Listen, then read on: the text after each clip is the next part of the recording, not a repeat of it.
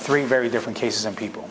So in southern Arizona, what federal funding in the current continuing resolution would impact Arizona the most?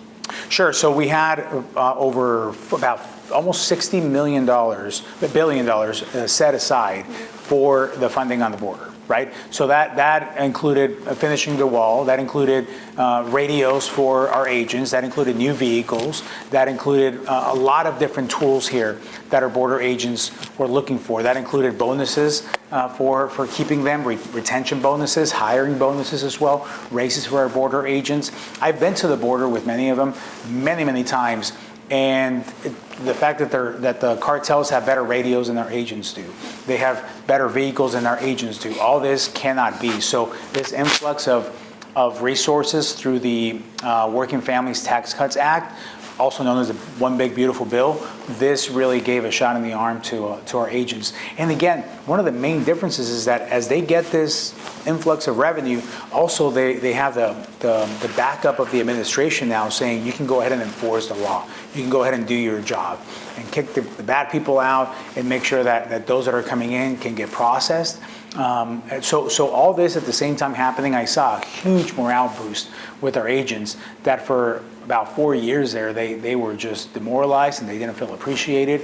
Suicide rates went up, unfortunately, with our border agents because of all the stress that they had and were going through. So all this now is behind us, which is great, and we have to give President Trump and his administration a lot of credit for being able to do that. Because again, none of this, except the funding, has happened through the legislative action. But this is a great partnership because he took action on the executive side with the orders, and we took action with the funding in Congress. So that partnership is what was able to really not only secure the border now, but actually give it a long-term benefit effect. I want to ask you a question as far as the drug cartels. President Trump is targeting them. Why are Democrats or House Democrats pushing back against that? Congressman Kassar says that he believes that the reason why is, or they believe the reason why is because Trump is conducting unilateral war against who? So my question is, what do you make of that mindset? And do you support the president to continue his actions? And if he needs to move forward with anything targeting even cartels in Mexico and Colombia, what are your thoughts? Listen, the cartels and the leaders of these cartels and what they do, they represent the worst people that we've ever encountered.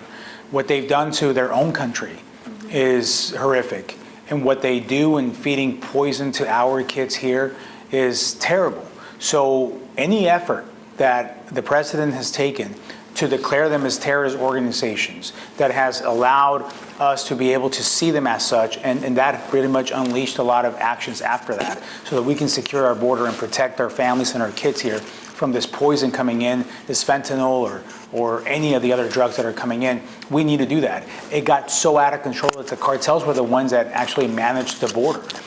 So the action that we've taken was decisive, was strong, and it was in par with what needed to be done. As the most powerful nation in the world, if we can't protect our borders, especially from things and people coming in to harm us, then we've got bigger and deeper issues on that. So and then you've got the use of technology, for example. These cartels aren't just the old narcos running around with, trying to cross marijuana over the border. What you have now is high technology drone capability that they're operating. They're very well funded. They run entire regions with their crime and their terrorism in areas of these countries. So they're running almost without any opposition.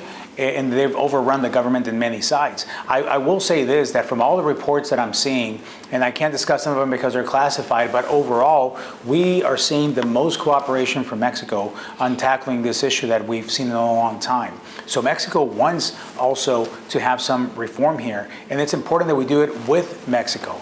They want it. I mean, they're the ones that are being the most impacted by these gangs and these cartels running their communities. We are obviously impacted in a different way by our people dying from this drug use and everything, but they're experiencing that violence as well. So they want to get rid of them as much as we do, and it's important that we do it in partnership.